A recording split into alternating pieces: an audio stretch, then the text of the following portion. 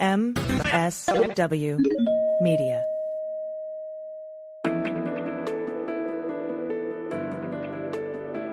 Spy Talk, a podcast at the intersection of intelligence, foreign policy, national security, and military operations.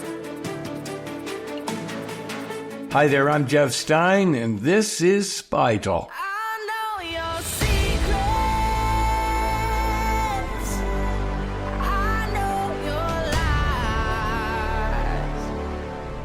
Jason Leopold, a senior reporter with Bloomberg News, has literally been getting under the skin of government bureaucracies for decades.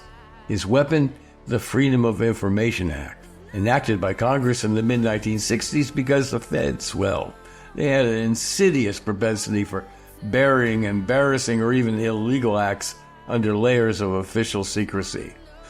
Over the years, the law has been strengthened, but that's not stopped the government from continuing its bad behavior. And that's where Leopold, a multiple prize-winning, much-admired, relentless digger, comes in.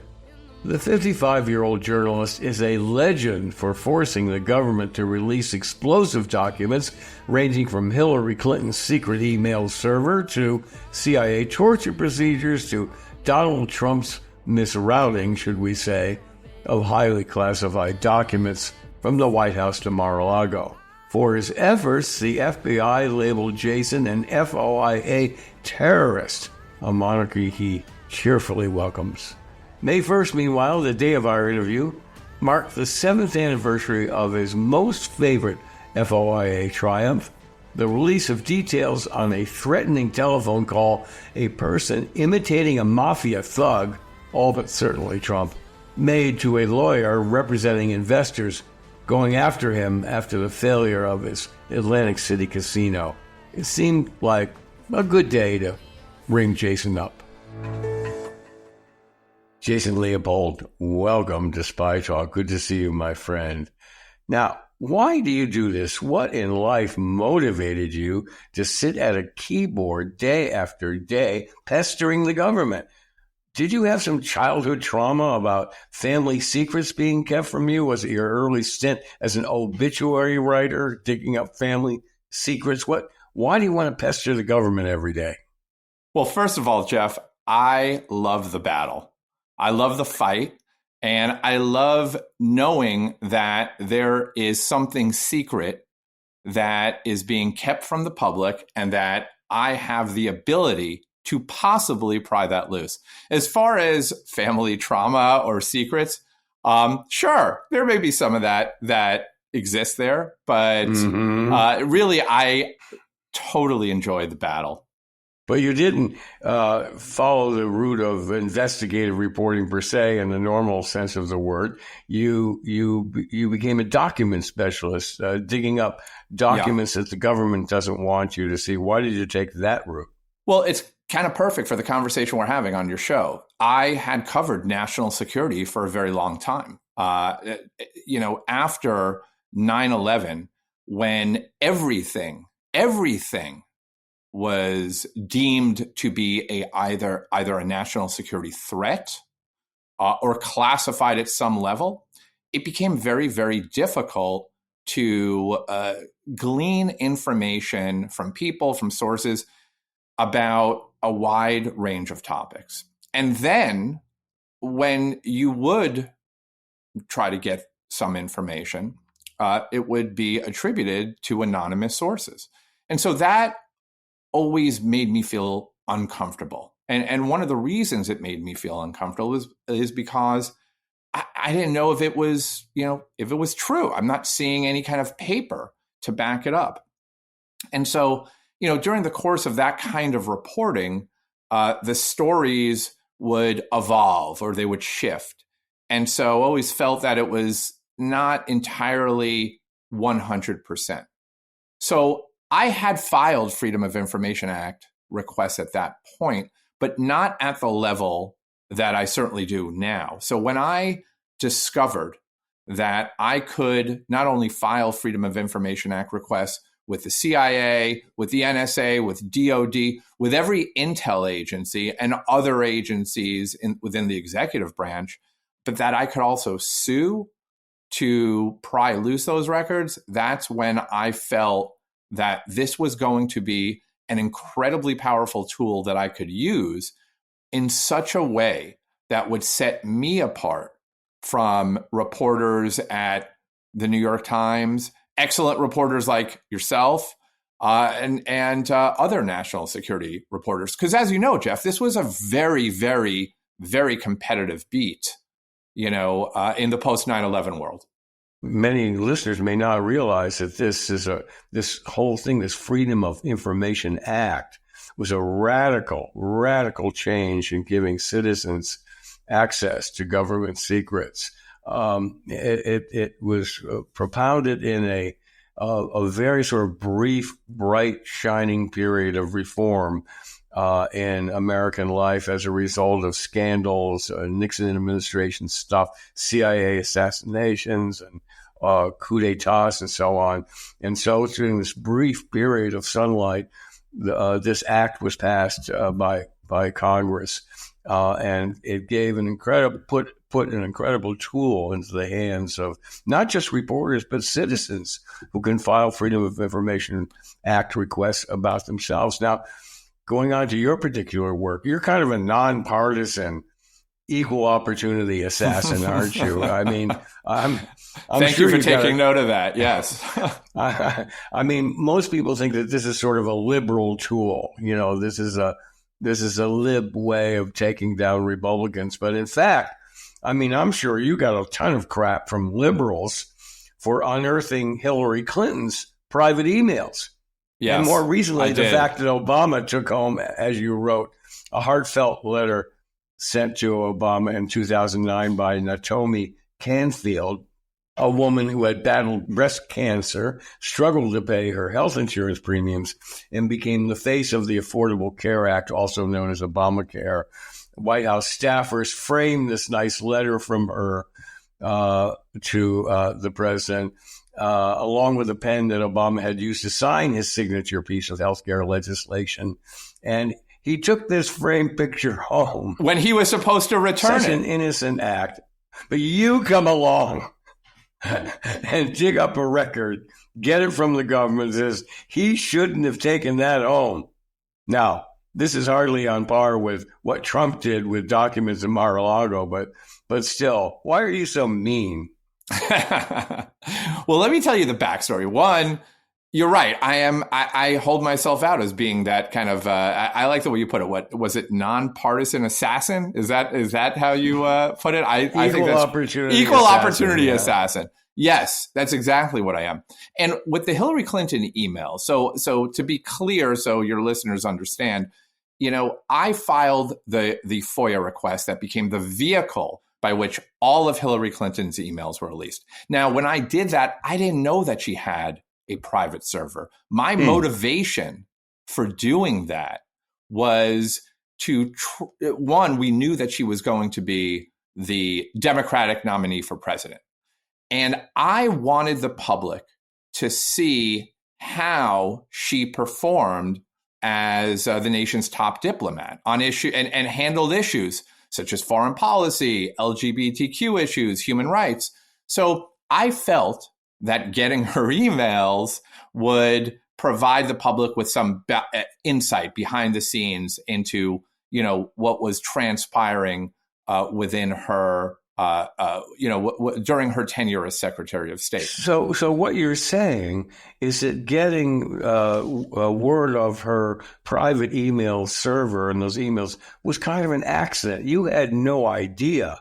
You were after something much larger. Her performance as Secretary of State. You didn't know she had a private email server and traffic. I had no clue. And in fact, when I filed the lawsuit, it was 2 months later when the New York Times broke the story that she had a private email server. Now, as somebody who really believes in the power of the Freedom of Information Act, I was incensed because that meant that, one, that her emails weren't being preserved under the Federal Records Act. At least that was my initial instinct. And two, why was this happening? So we continued to pursue my case. And the release of the emails was ordered, in my case, by a judge every month. The State Department fought it. But, what unfortunately happened is that the scandal revolving around the server became obscured all the information that we could learn from, what were in those, what was in those emails. Well, that begs the question I have to ask you. Did it obscure more important information in your mind that gave us a better sense of her foibles as Secretary of State? Yeah, look, I want to be clear. I wasn't looking for a smoking gun in the sense of like, aha, we found this. What I wanted to see is how she was handling issues such as, the Afghanistan war, the surge, if you recall that back in, I think it was 2009, how she was responding to that, how she was handling the repatriation of detainees at Guantanamo. And did anything? Yeah. Oh yeah, there were lots of great emails that showed her that contained her discussions with some of the diplomats that she had been communicating with over these issues. There was some of her former campaign advisors that were telling her that she was too soft on Afghanistan and that she had to dial it up a bit. So I felt like that, and also human rights issues. But I felt, she had a very, very strong position, wanting to ensure that certain countries were adhering to the Convention Against Torture. So it was really insightful just to see how she was dealing with it. But all of which pales in comparison to the discovery, right, that she was operating a private email server. Yeah, but it did become, moving that all aside, like that case obviously became the biggest case that I had. Obviously, and FOIA. It remains a bugaboo. Yes. The Republicans are still using it as a weapon against her. Right. Now, I want to move on because today I saw on Twitter/X, you said 7 years ago today, and this illustrates that you are an equal opportunity assassin. 7 years ago today, you wrote, perhaps my favorite FOIA story about Donald Trump's casino business after it went bankrupt in 2009, and you uncovered some gangster-like behavior. Tell us about that. This was pretty amazing. So I filed a Freedom of Information Act request with the FBI, and I then sued the FBI, and I asked them for all records that they had related to any investigations into Donald Trump and Trump's businesses prior to any announcement that he was going to run for president. So kind of predating, that time frame.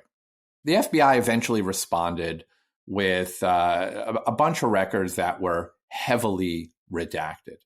And what was very interesting about one of the records that I received from the FBI is that this was almost totally redacted, except it had the type of case, that it was, and it referred to the potential crime that was associated with it.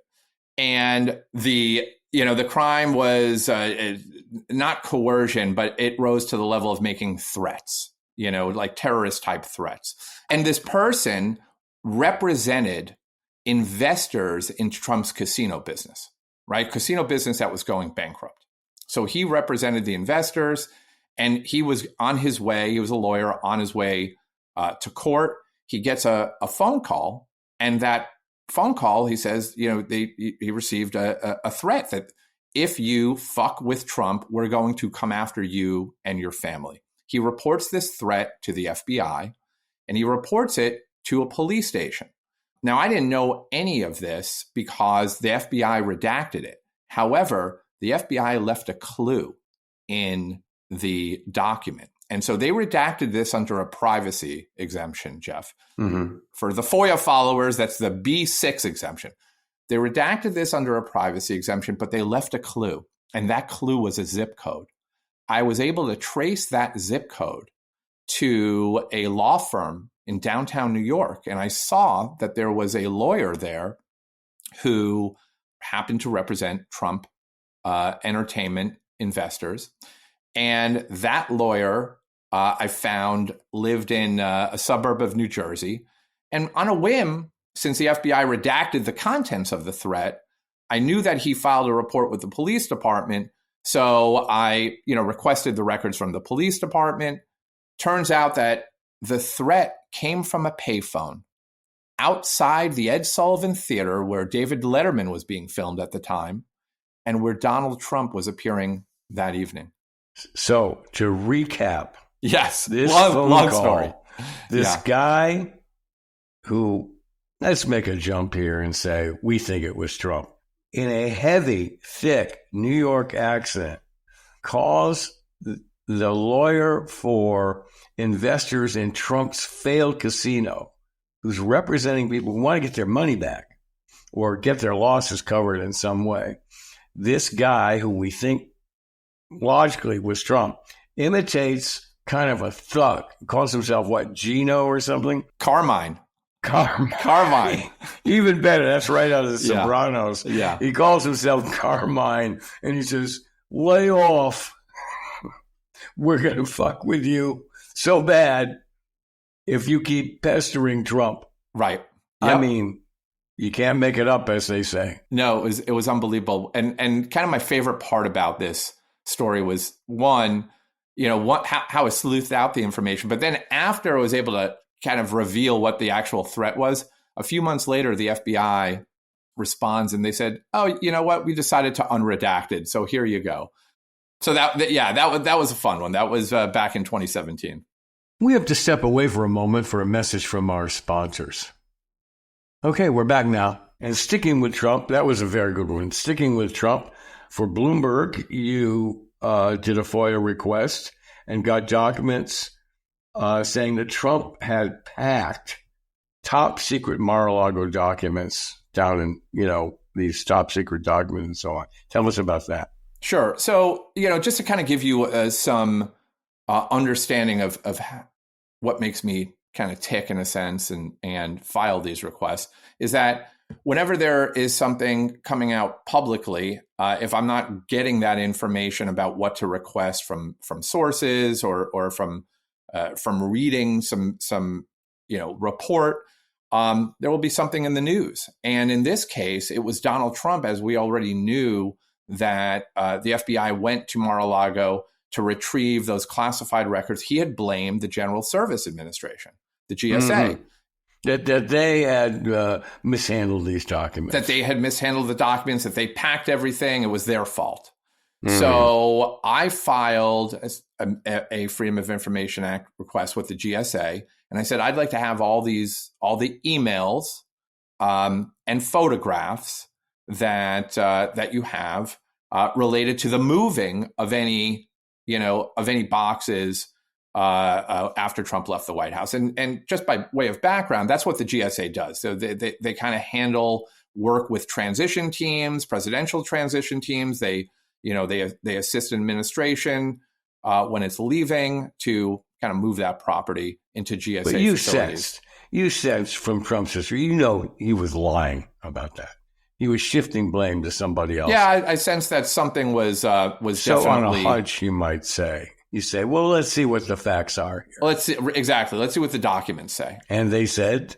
I got documents very quickly, and it had these extraordinary pictures of these pallets, with green cellophane wrapped all over it, and it showed that that the GSA handled it in a way that was, that was Trump was in the know. Trump's camp was in the know on everything, that they were doing. Mm-hmm. But it also did not have. There were not classified documents that they were packing. So that's one thing that was very clear, is that there were not classified documents, that that they also mailed it, sent it to a warehouse in Florida. So it really kind of undercut the narrative that Trump and his supporters tried to put out there about how this happened. So Trump and his people, they were orchestrating, quarterbacking the entire document thing. Right. Now, this leads me to another quick question. I don't want to get mired in the bureaucracy of FOIA requests, but just briefly, you got these documents on the Mar-a-Lago shenanigans virtually overnight. Other requests can take years and years and still be very unsatisfactory. So why is it that you got these? So is it just because you just hit the right judge or magistrate at the right time with this request? Or? No. The reason I got these documents very quickly, I didn't sue for these. I just simply filed a request. But I also asked for expedited processing. And I made a case of why there was an overwhelming public interest and that these records are needed on an urgent, expedited basis. And as a result, the agency agreed and handed them over within about a month. Well, you could ask for expedited processing on everything you file, couldn't you? It wouldn't matter in other cases. You could, but the agency has you have to state your case. You have to make it a convincing argument that there's a breaking news, and that the public needs to know about this. And so that's the argument I made. And I went into some detail as to, it's almost like the way you pitch a story that I need to work on this project for this long because, it's important. Why? Yeah. And in this case, it was because Trump was a presumptive Republican nominee and citizens needed to know about this. Let me ask you about another one. How fast you got it. Another big victory on your part was you got the CIA's internal justification for killing a U.S. citizen in Yemen, namely Muslim cleric Anwar al-Awlaki, who was killed in a drone strike, I think. And you got internal CIA deliberations on this. Did they respond overnight? What kind of struggle did you go through to get those documents? So that was a Justice Department white paper that had the legal authorization, and that was a battle, Jeff. I mean, that was a years-long battle. I think it was maybe 2-3 year battle. And how did they justify dragging their feet on that? Well, one, they justify it by simply saying that there's, this is a national security risk, and that it would threaten national security in multiple different ways. Which is bullshit because we're just talking about legal arguments here. Correct. And, and then on top of it, they did say that in addition to that, because they were legal arguments, right? That they, that this is attorney-client privilege, work product. Exactly. So they tried to hide behind that. So, the case wound its way through the court for months and months with each side exchanging motions. But the way in which we were able to get this released is that there was a prior, disclosure of some material. And that ultimately led to the release of this extraordinary document, because I'm sure you remember at the time, right? That was a very, very controversial move from the Obama administration, taking out Awlaki in a drone strike. And it remains very sensitive. Yeah. Let me ask you about another one. And I could see why they would really drag their feet on this one. You managed to pry loose security procedures, documents relating to security procedures at Guantanamo. How did you get those? Yeah, that was great. So this was a different move that I made. So there was a case already in U.S. District Court, and these were the habeas cases that were taking place over the detention of people captured in Afghanistan and elsewhere, and then shipped over to Guantanamo. So they were challenging their indefinite detention. And some of the arguments that came up from these detainees was related to their treatment.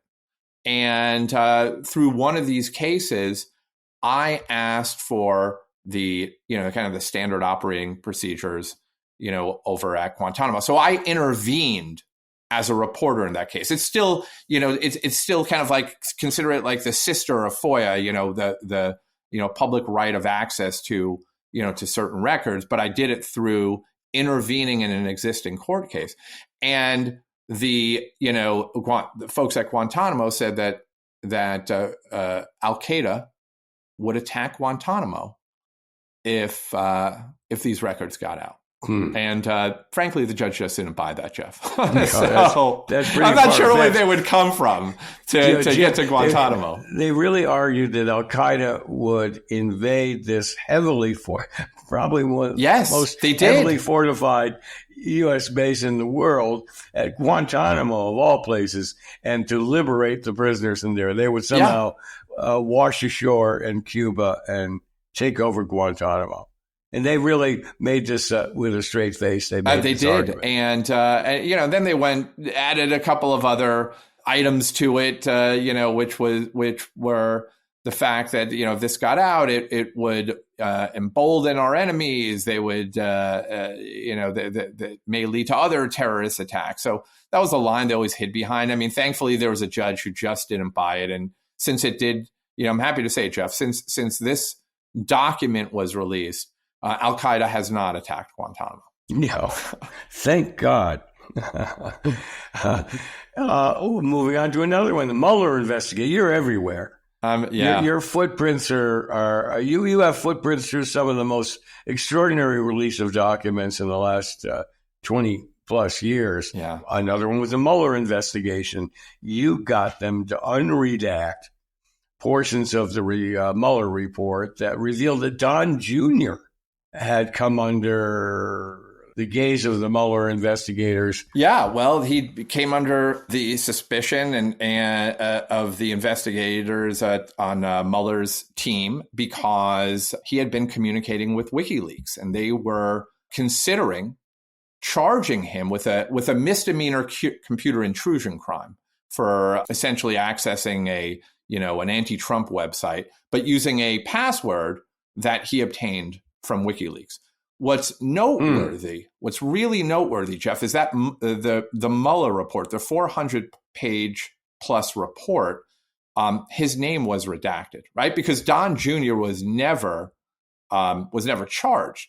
And what I had moved to do during the course of this FOIA case was to unredact multiple passages that were blacked out in the Mueller report. And we ultimately won. And we were able to get Don Jr.'s name unredacted. So if you look at a version of the Mueller report now on the Justice Department website, you'll see that. And you'll see that Mueller was considering, charging him, but he declined to do so, citing insufficient evidence. He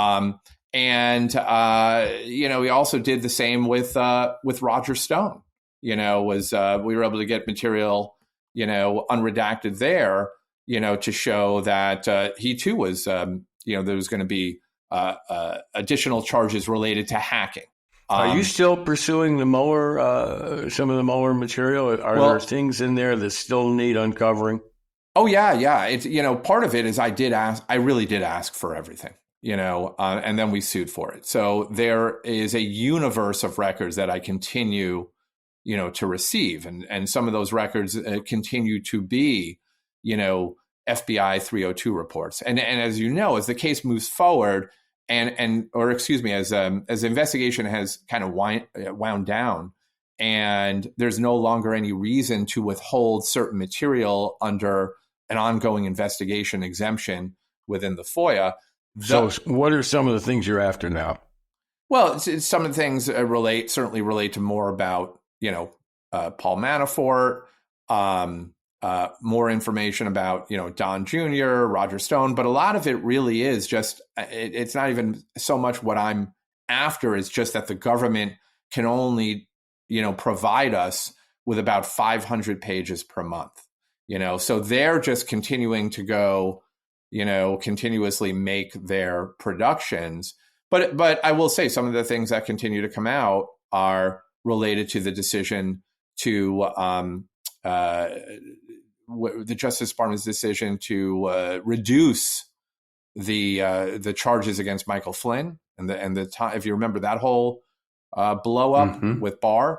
So some of the records coming out of that decision and what was taking place behind the scenes which perhaps will be a story down the road that I'll have on that. But there's a lot of records. Since Flynn is still and Barr is still so much in the news for their very strange conversations and activities these days, what do you suspect is yet to be found about Flynn and Barr? That's a good question. I'm not sure, to be honest with you. And I think the reason I say that is because every time I read a document or hear something, sometimes it's just bonkers, and it's not anything that I would have expected. So I'm not sure what to expect, and that's part of the fun too of certainly getting records from that particular investigation, because it's like, I just have no clue what's in there. And then when I do see it, it's like, whoa, Well, you're pursuing the document because you suspect some skullduggery and under the table stuff that went on in regard to those prosecutions. I want to move along finally to, and I don't mean this is one of your final cases. We together decided, let's look at these 5-6 cases. Sure. Of sort of, your greatest hits, you might say. You uncovered documents related to the CIA's torture program. Tell us about those. Oh yeah, that is a number of documents related to, the treatment of detainees at CIA black sites who were held there. The contracts that the CIA entered into with the 2 psychologists, the amount of money that was spent. This case, by the way, millions of dollars. This case is still ongoing. What was really noteworthy are a number of the IG reports that were classified, highly classified. The IG reports into the deaths of detainees. And then, when the Senate Intelligence Committee was investigating it, and the allegations that the CIA was then spying on the staffers who were investigating it, and there was another investigation into the investigation. I pried loose the records there. What was really amazing within those records is I ended up getting a letter that was addressed to Dianne Feinstein, written by John Brennan, and CIA director at the time, and the letter was never signed. And I got a call one day from the CIA Public Affairs Office and said that they released that to me accidentally. Too bad. Yeah, too bad. That happens all the time, though. I wish it happened all the time, but it. But that helped. This was at a time, Jeff, where I had 300 pages of these documents that were, declassified for me and released, and I was trying to figure out, God, what's the lead of my story? What should it be? And then I got that phone call, and after I hung up the phone, I said, I got it. Now I got the lead. So the records really peeled back the curtain to provide the public with incredible insight into what was taking place at the black sites. We knew that from some of your reporting, from the reporting from some of your former colleagues at the Washington Post, Dana Priest, who did extraordinary work. But now I had the documents, and now I have the documents that showed in extraordinary detail, what was really happening, what those investigations looked like, how those investigations ultimately were did not lead to any accountability, why they didn't lead to any accountability, it became an important part of history. And I feel like that is ultimately what's very important about the work that I do. Why I take it so seriously, the FOIA work, is because it's a part of history, right? As you mentioned, the Mueller investigation. Those documents are not just so I can get some great stories out of it. It's so the public can have something to look back on, that doesn't, it's not just Robert Mueller's narrative. It's the raw intel, that went along with it. I'm sure that there, for every person who celebrates government transparency and your unremitting drive to uncover these important pieces of information the public should know. There are people who feel very threatened. Some very not nice people feel very threatened by you. I have to ask you, do you get threats to back off? I never get threats. To be honest with you, I never get threats to back off. That's good. I mean, basically, the only thing that happens is they will, delay the release of records or stonewall or try to come up with various reasons why, certain records should not be released. And I think that their dependence on, their rationale, their dependence on certain parts of the law are wrong. But no threats. You haven't gotten a call from Carmine. I have not gotten a call from Carmine. No. I mean, during that time of reporting, it certainly wasn't the FOIA that, spooked anyone. It was just the reporting, so there were crazy phone calls that were, coming in, but not as a result of any FOIA work. Well, Jason, congratulations on your past success and best wishes for your continuing success in this terrific field that you've really mastered and developed.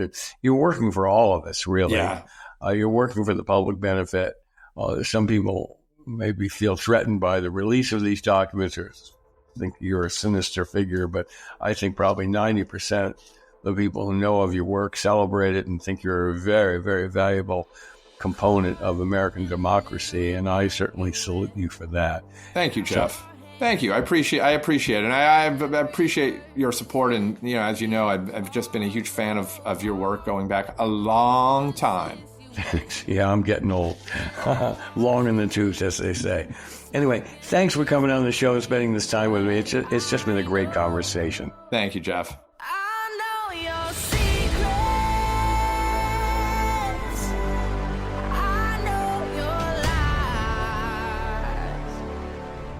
And that's it for this week's Spy Talk. Be sure to check out our complete podcast archive on Apple or wherever you get your podcasts. And if you haven't already, do check out the spytalk.co news site on Substack, where we offer a steady diet of scoops and original analyses on the intersection of intelligence, foreign policy, and military operations. Just Google Spy Talk and you'll quickly find your way there. This edition of the Spy Talk podcast was smoothly produced, as always, by Kanai and edited by Molly Hawkey for MSW Media. And that's it. See you around. I'm Jeff Stein. For more original reporting and insights like this, subscribe to spytalk.co on Substack and follow us on Twitter at @talk_spy. If you enjoyed our podcast, subscribe and leave a review on Apple Podcasts, Spotify, or wherever you get your podcasts.